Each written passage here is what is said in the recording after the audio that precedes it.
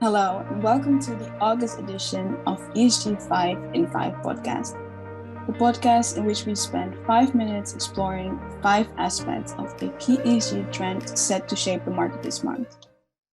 I'm Niceasia McPerry from Climate and ESG Capital Markets, and I will be taking you through this month's key focus.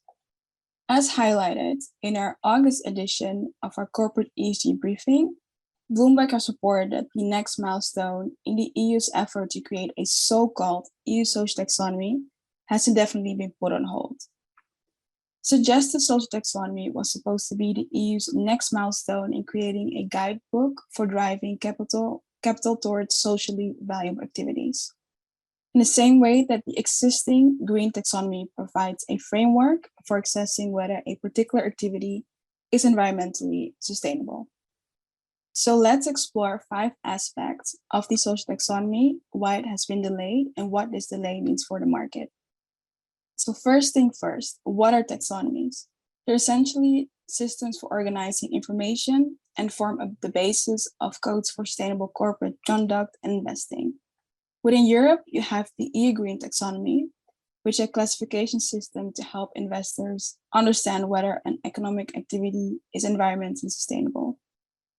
Next to that, a final report has also been published on the EU Social Taxonomy, inspired by the EU Green Taxonomy. The aim of the taxonomies is to prevent any green social washing and to help investors to make more informed choices.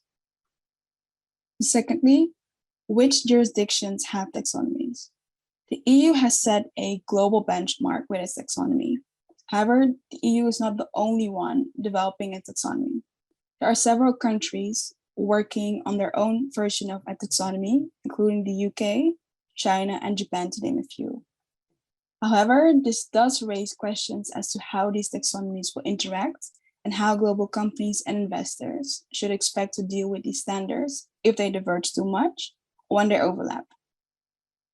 So thirdly, going back to the social taxonomy, what was the social taxonomy supposed to cover? So, as previously mentioned, the suggested social taxonomy is supposed to more clearly define what amounts to a social investment. The structure as outlined in the final draft currently involves the development of social objectives, which has 3 main objectives. 1, decent work. 2, adequate living standards and well-being for end users. And 3, inclusive and sustainable communities and societies. The structure also involves a definition of different types of substantial contribution, the do no significant harm criteria, and also the minimum safeguards. Those who are familiar with the EU Green Taxonomy will notice that the structure of the proposed social taxonomy is closely aligned to that of the existing environmental taxonomy. So fourth, why has the so-called social taxonomy been shelved? It just has not been a priority, and especially if you take into account the political backdrop in Europe due to the conflict in Ukraine and the energy crisis as a result of that, the political debate has been steered elsewhere. Moreover, Bloomberg also reported that investors were originally promised an EU Commission report outlining how it would go about creating a social taxonomy by the end of last year. However, that process was never completed and no guidelines have been put forward since. So the expectation is that there will be no movement for a while. And lastly, what does this mean for the market and what are the implications? We have seen that the past few years there has been a recent shift towards social issues.